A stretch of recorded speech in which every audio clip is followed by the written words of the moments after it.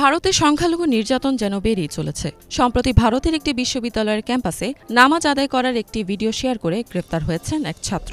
তারই মুক্তির দাবিতে প্রতিবাদ জানালে আরও ৬ মুসলিম ছাত্রকে গ্রেফতার করে নিয়ে গেছে উত্তরপ্রদেশ পুলিশ। গ্রেফতার হয় ছাত্রের নাম খালিদ প্রধান। এর আগে খালিদের পোস্ট করা নামাজ আদায়ের একটি ভিডিও সোশ্যাল মিডিয়ায় ছড়িয়ে পড়লে তাকে গ্রেফতার করে কারাগারে পাঠায় পুলিশ। এরই প্রতিবাদে মিরাটের আইআইএমটি ইউনিভার্সিটির প্রধান গেটের সামনে প্রতিবাদ সমাবেশে অংশ নেয় প্রায় ৪০০ মুসলিম ছাত্র। প্রতিবাদে অংশ নেওয়া ছাত্রদের ১৭ মার্চ গ্রেফতার করা হয়েছে বলে জানিয়েছে টাইমস অব ইন্ডিয়া।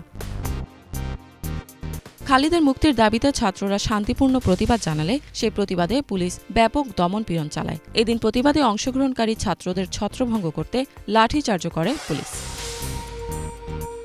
পুলিশের এই দমনপীড়ন শুরু হয় একটি ইনস্টাগ্রাম পোস্ট দেখার পর। ওই পোস্টে ভারতের কিছু মুসলিম ছাত্রকে একসাথে নামাজ পড়তে দেখা যায়। ভিডিওটি দ্রুত ভাইরাল হওয়ার পর মুসলিমদের বিরুদ্ধে অনলাইনে অফলাইনে ঘৃণা ছড়াতে থাকে কিছু ব্যক্তি। তারা অভিযোগ করে মুসলিমদের খোলা জায়গায় নামাজ আদায় করা অপরাধ ও উস্কানিমূলক। এসব ঘটনার পর খালিদ সহ আরও ৩ জনকে সাময়িকভাবে বরখাস্ত করে ইউনিভার্সিটি কর্তৃপক্ষ ও তাদের বিরুদ্ধে আরও ব্যবস্থা নেওয়ার সিদ্ধান্ত হয়। এদিকে গঙ্গানগর থানার এসএইচও অনুপ সিং জানিয়েছেন, নামাজ আদায়ের ভিডিও পোস্ট করাকে বিদ্বেষমূলক কর্মকাণ্ড হিসেবে চিহ্নিত করে ভারতীয় দণ্ডবিধির আইপিসি ধারা ২৯৯ অনুযায়ী খালিদের বিরুদ্ধে মামলা দায়ের করা হয়েছে। এর আগে খালিদের বিরুদ্ধে অভিযোগ দায়ের করেন কার্তিক হিন্দু নামে এক ব্যক্তি। এদিকে ছাত্রদের নামাজ আদায়কে পরিকল্পিত উস্কানি হিসেবে উল্লেখ করে আইনি ব্যবস্থা নেওয়ার দাবি জানায় হিন্দুত্ববাদী সংগঠনগুলো। তাদের অভিযোগ, হোলির একদিন আগে প্রায় ৫০ জন ছাত্র সেখানে নামাজ আদায় করেছেন। ফলে হোলির সময় নামাজের ভিডিও প্রকাশ করা তাদের কাছে বিদ্বেষমূলক বলে মনে হয়েছে। এখন পবিত্র রমজান মাস চলছে, যা মুসলিমদের জন্য এক বিশেষ সময়। এই মাসে সাধারণত মুসলিমরা অন্যান্য সময়ের তুলনায় বেশি ইবাদত ও আল্লাহর প্রতি একনিষ্ঠতা প্রদর্শন করে থাকে এবং বেশি বেশি নামাজ, রোজা, দান সদকা ও কুরআন তেলাওয়াত করে থাকে। মূলত স্থানীয় হিন্দুত্ববাদী সংগঠনের প্রতিবাদের পরই খালিদকে ভিডিও পোস্ট করার জন্য গ্রেফতার করা হয়।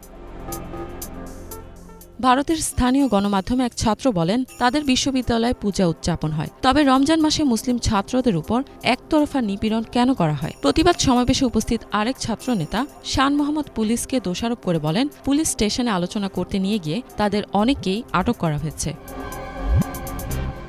এদিকে কর্তৃপক্ষ ছাত্রদের প্রতিবাদ সমাবেশকে অবৈধ বলে ঘোষণা করেছে। তাদের মতে এর জন্য কোনো পূর্বানুমতি ছিল না। এসপি রাকেশ কুমার মিশ্রা বলেন, ছাত্ররা বেআইনি সমাবেশের জন্য অভিযুক্ত হয়েছে, কারণ ক্যাম্পাসে জনসমাগমের উপর নিষেধাজ্ঞা ছিল।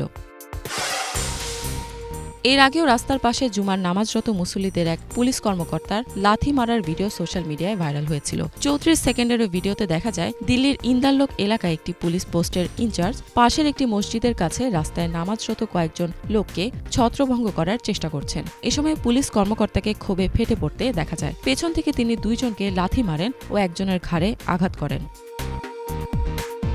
ভারতের স্থানীয় সংবাদ মাধ্যমের তথ্য অনুযায়ী সেদিন জুমার নামাজের কারণে প্রচুর মুসল্লি জড়ো হয়েছিলেন। মসজিদে ধারণ ক্ষমতার বেশি মুসল্লি আসায় অনেককে রাস্তায় নামাজ পড়তে হয়েছিল। তবে এর কারণে রাস্তায় যানজট বেঁধে গিয়েছিল এমন কোনো তথ্য পাওয়া যায়নি। ইফাত জাহান, বাংলা ভিশন।